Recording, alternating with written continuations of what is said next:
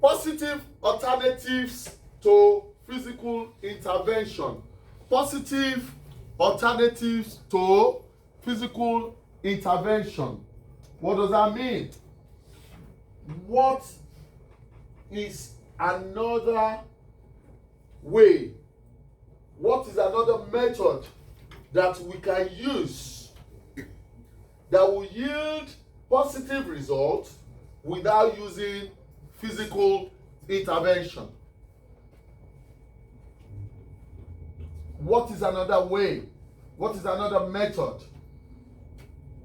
that we can use to handle a situation, to address a situation that will yield a possible result without using physical intervention? This is divided into two. Yes, we have the primary control and we have the secondary controls.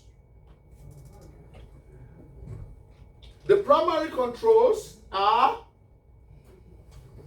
things such as when you follow your employer security and safety policies, procedures and working practices, and when you use safety and security policies that are put in place in your workplace. Also, when you use proper, regular, and ongoing workplace risk assessment.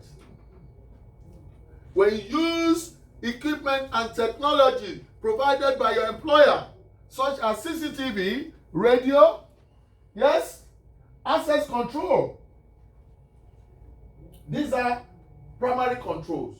If you see someone coming into the building, for instance, and you don't want the person to come in, yes, you quickly push the button. Yes, access control. The door locks. He's unable to come in. It's a primary control. You assess a situation and you see that, no, I cannot handle all this alone. You need a backup. You need support from your colleague. You use your radio. You call your colleagues to come. It's a primary control.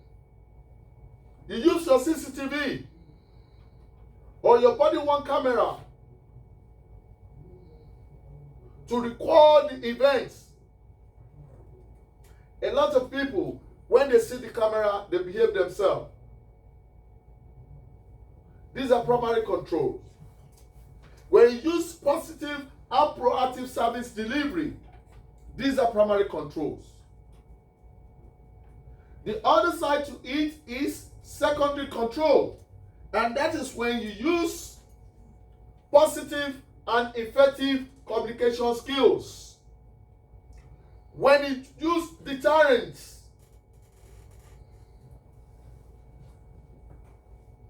when your presence deter, under normal circumstances, when you stand and someone who wants to act in an unacceptable way, when they see you, they tend to be very cautious, is it? Maybe someone wants to, take something from your store. They want to shoplift. Once they see you around them, your presence, that will deter them, isn't it? Yes.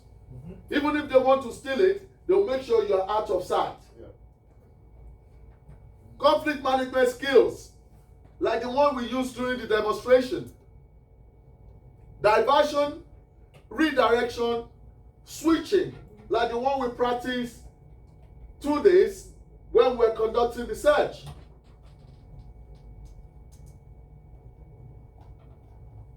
When you're talking to a customer and you seem not to get anywhere, you cannot even understand what you're saying, you ask your colleague to step in. Your colleague step in, he might be able to de-escalate the situation. These are all secondary control. Passing the button,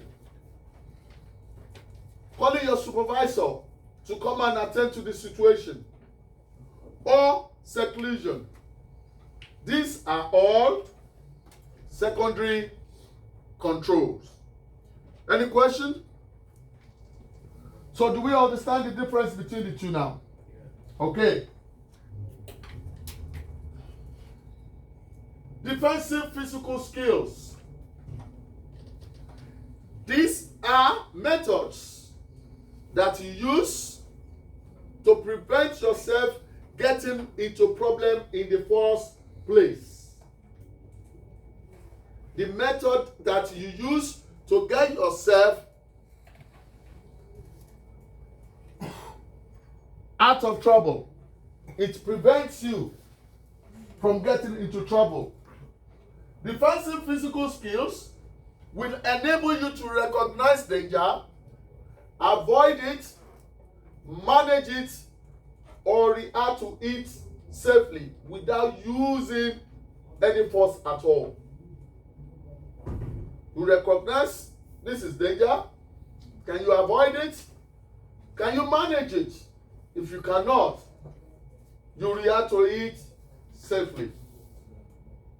Defensive physical skills includes risk assessment, calling for support, position, your stance, the way you stand, your communication skills, boundaries, barriers, and exit routes.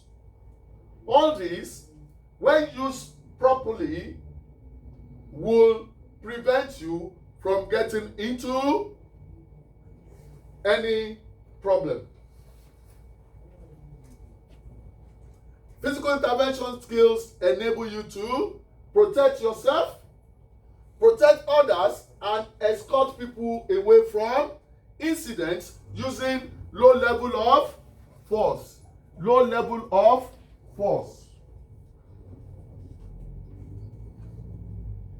So what we're telling you here is if you have to use physical intervention, you need to use a low level of force such that you are not going to hurt the customer that you are hired to protect, nor hurt yourself.